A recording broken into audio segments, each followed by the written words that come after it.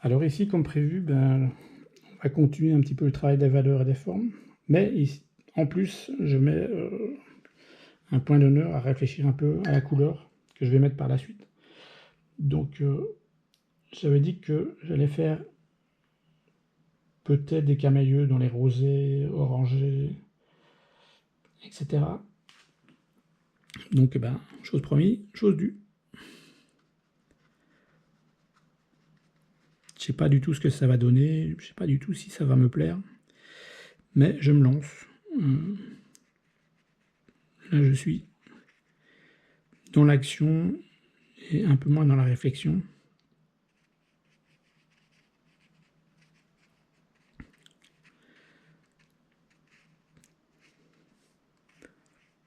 En fait, souvent, j'analyse par la suite et je me dis non, c'était pas possible.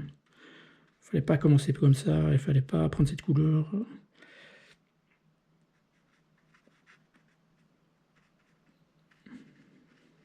Mais parfois, il faut juste se lancer et voir le résultat, analyser après. Parce que si on commence pas, on commence à douter et une fois qu'on doute, on fait plus grand chose en fait.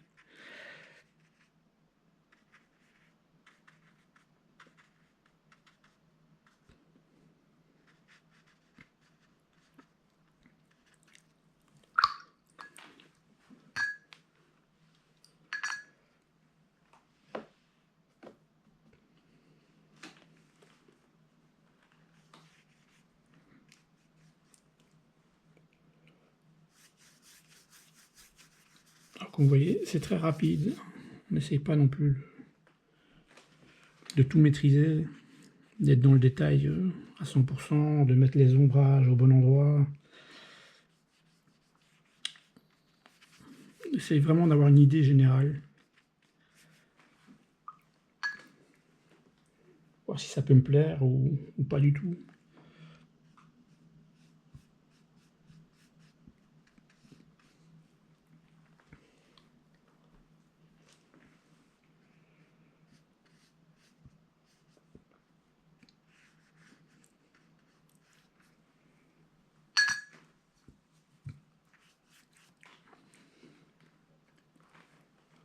Alors je vais peut-être mettre un côté un peu plus lumineux pour faire ressortir les chapeaux et foncer un peu le dessus pour ramener l'œil vers les chapeaux du bas.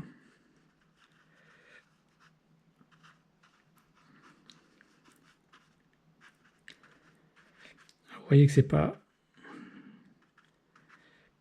d'une complexité extrême.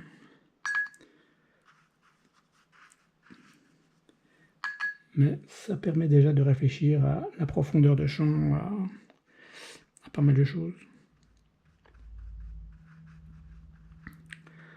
Alors on peut garder quelques blancs, c'est un petit peu le moment où on teste.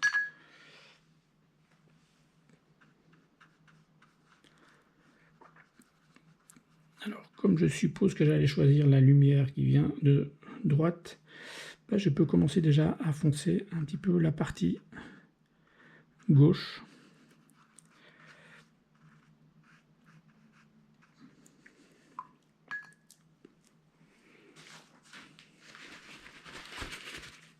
Et éclaircir un peu la partie droite, gauche. Donc voilà.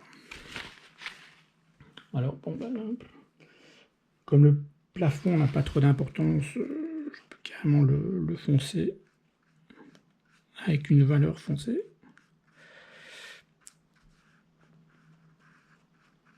Qui peut descendre sur une partie du mur progressivement.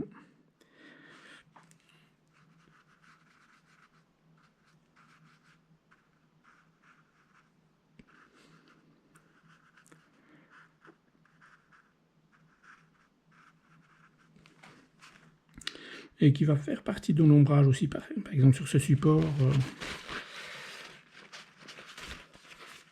Voilà.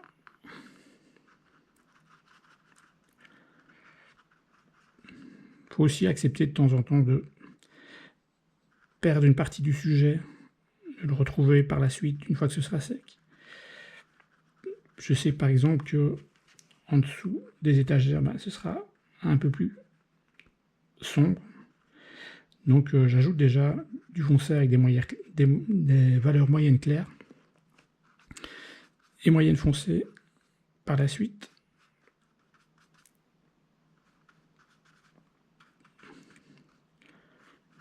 Je suis dans un travail de sculpture de mon sujet où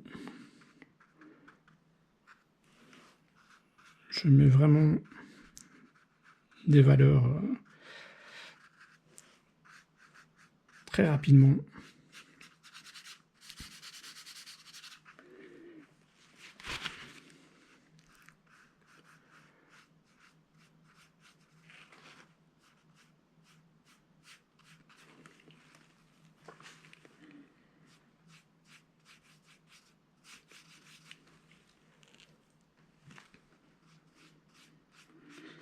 Vous voyez qu'il n'y a pas franchement d'hésitation. Je sais que je ne suis pas parfait, mais c'est pas le but recherché.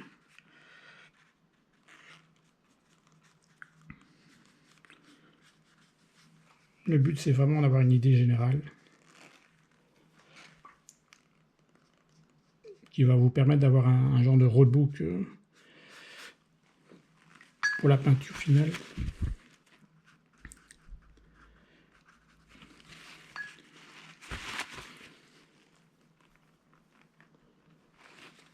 Encore un peu foncé. Pour bien délimiter certaines parties. Et en fait, il faut prendre ça vraiment comme un jeu. Hein. C'est pas essentiel, c'est pas...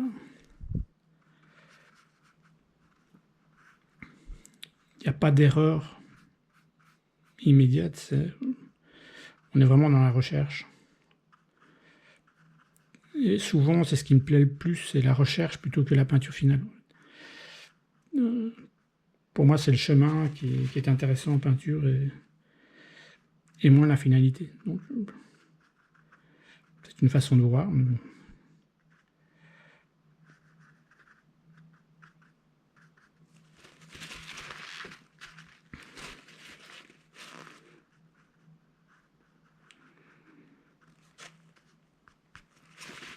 Souvent, quand la peinture est finie, on est un peu frustré.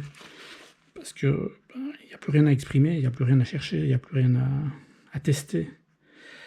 Et ce que j'aime aussi, c'est souvent la mise en danger dans la peinture et pas rester sur mes acquis et pas me dire tiens, je sais faire ça, donc je vais le faire comme ça. C'est un parti pris, c'est une façon de voir. Il y a des gens qui peuvent peindre toujours de la même manière et qui ne sont pas frustrés. Moi, ça me frustre énormément. Donc, par exemple, ici, je vais remettre un point de focal. Ah, il n'est pas assez bleu.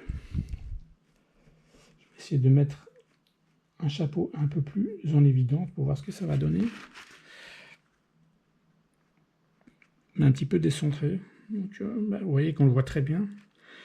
Et on peut faire, par exemple, un petit rappel sur un bord ici.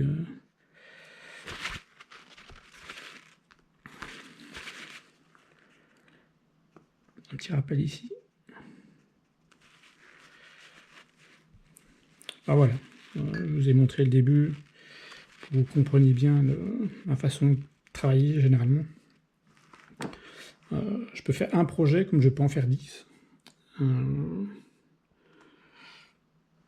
Comme je peux tout changer au moment de la peinture finale, donc il n'y a pas de règle à ce niveau-là. Il n'y a qu'à se faire plaisir, et voilà. Je vous remercie, et à la prochaine.